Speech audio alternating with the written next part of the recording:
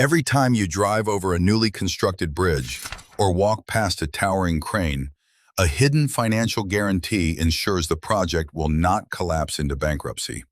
This modern safety net, known as the corporate surety bond, was shaped and standardized by a man who lived a bizarre double life.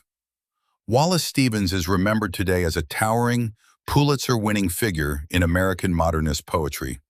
But his true, hidden power lay in the corporate offices of Hartford, Connecticut, where he spent decades pricing human disaster before it happened. He became a master architect of the modern insurance industry, determining the exact financial cost of accidents, defaults, and human error.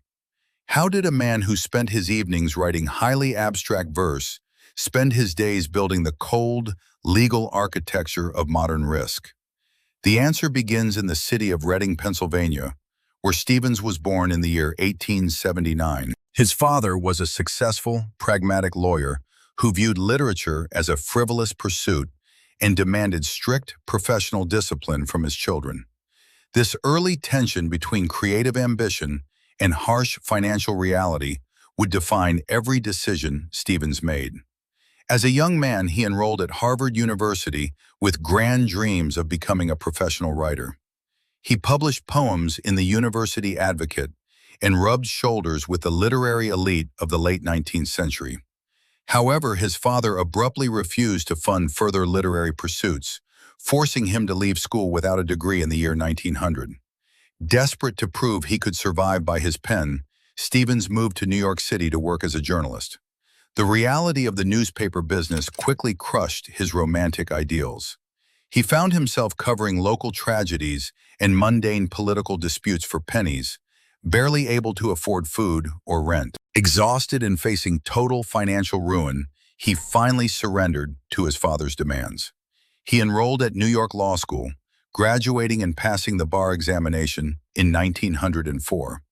He attempted to build a private legal practice, but the venture was a miserable, poverty-stricken failure. He simply lacked the aggressive, theatrical courtroom demeanor required to win cases in early 20th century New York. By 1908, he was deeply in debt and searching desperately for a steady income. That year, he accepted a modest position at the American Bonding Company, inadvertently stepping into an industry that was about to explode. At the time, the American insurance landscape was little more than a chaotic, unregulated frontier. Before the standardization of corporate surety bonds, public works projects relied on personal guarantees from wealthy local citizens. If a construction company went bankrupt while building a town hall, those local citizens were supposed to cover the loss out of their own pockets. In practice, this personal guarantee system was a complete disaster. When a major project failed, the wealthy backers would inevitably hide their assets or tie up the town in endless court battles. Municipalities were routinely left with half-built schools, ruined roads, and bankrupt treasuries. The American Bonding Company was part of a new breed of corporations attempting to replace these unreliable personal promises with legally binding corporate financial guarantees. Stevens was hired to travel across the country, investigating claims when contractors defaulted or accidents occurred.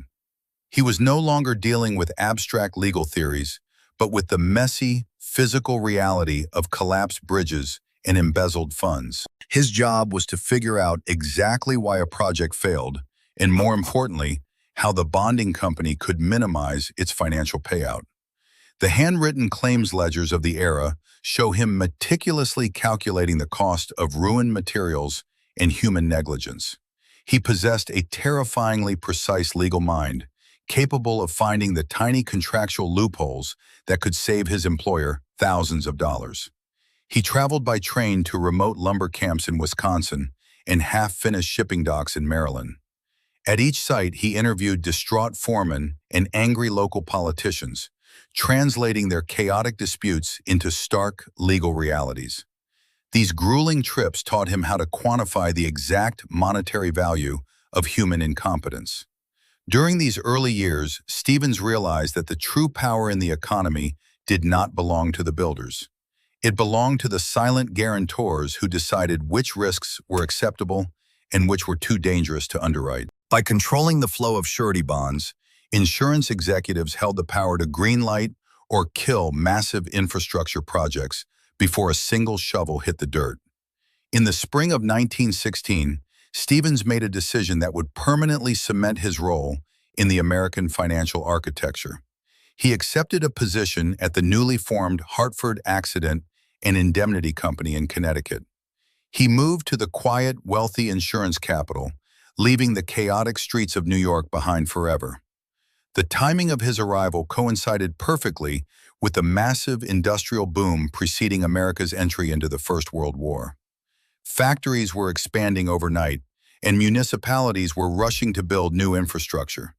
This rapid growth meant the scale of potential financial catastrophes was multiplying exponentially. The Hartford needed a man who could impose ruthless legal order on this rapidly expanding frontier of risk. Stevens was tasked with organizing and managing the surety bond department, overseeing claims that spanned the entire continent. He was no longer just an investigator, he was becoming a central architect of corporate risk management. To control this immense risk, Stevens relied on strict documentary evidence rather than human intuition. The standardized contractor financial questionnaire required builders to list every single asset, debt, and piece of heavy machinery they owned. By reviewing these multi-page sworn statements, Stevens could mathematically determine if a company was too fragile to survive a bad winter. Even with careful vetting, contractors inevitably went bankrupt mid-project, triggering a massive financial liability for the Hartford. To protect the firm's capital, Stevens perfected the use of the corporate indemnity agreement. This legally binding document allowed the insurance company to seize the personal assets of the contractor to recover their losses. When a bridge or dam project collapsed, Stevens had to minimize the payout immediately. The department's salvage recovery ledgers tracked the exact auction price of seized cranes, abandoned lumber, and half-finished concrete forms. He treated these chaotic construction failures as purely mathematical equations to be balanced and closed. Surety bonds also covered human corruption, guaranteeing employers against theft by their own workers. The Corporate Fidelity Claim Report required auditors to trace exactly how bank tellers or union treasurers siphoned funds from their employers. Stevens reviewed these theft reports daily, calculating the exact dollar value of human greed and betrayal. The stock market crash of 1929 tested his ruthless system to its absolute limits. As banks failed and construction halted nationwide, the volume of defaulted contracts skyrocketed to unprecedented levels. Stevens had to navigate the Hartford to a landscape where almost every guarantee threatened to become a massive payout. Instead of simply paying out cash when a builder failed, Stevens often found it cheaper to finish the job. The surety completion contract authorized the insurance company to hire replacement crews to finish the abandoned schools and highways. By taking direct control of the construction site via these contracts, Stevens saved the Hartford millions in direct penalty payouts. While he ruthlessly seized assets and calculated the price of ruined lives, his mind operated on an entirely different plane. During his 2-mile walk to the office every morning, he composed highly abstract, modernist poetry in his head. He would arrive at his desk, dictate the verses to his secretary, and then immediately pivot to denying insurance claims. He kept these two worlds aggressively separated, rarely mentioning his literary pursuits to his corporate colleagues. When a fellow insurance executive asked him what he did on his weekends, Stevens coldly replied that he simply read. He understood that the hard-nosed men of the Hartford boardroom would never trust an executive who lived in the clouds. His unyielding focus on the bottom line earned him immense respect within the financial sector. By 1934, his flawless track record in mitigating catastrophic losses led to his promotion to vice president of the Hartford. He now commanded a department that underwrote the risk for some of the largest public works projects in the nation. Under his leadership, the surety bond became a non-negotiable requirement for American infrastructure development. If Stevens or his peers refused to sign the financial guarantee, a project simply could not secure a bank loan. This gave a quiet poet in Connecticut absolute veto power over the physical expansion of the United States. As the United States emerged from the Second World War, an unprecedented infrastructure boom transformed the nation. The federal government poured billions of dollars into new highways, hospitals, and housing developments. Stevens stood at the absolute pinnacle of this expansion, controlling the financial floodgates from his corner office. The boom was preceded by the severe material shortages of the wartime economy, which had forced builders into desperate corners. To prevent catastrophic defaults during the war, Stevens had deployed the material escalation rider. This specific legal clause allowed the Hartford to adjust financial guarantees when the price of steel and lumber skyrocketed unexpectedly. When peace returned, the scale of proposed public works dwarfed anything the insurance industry had ever seen.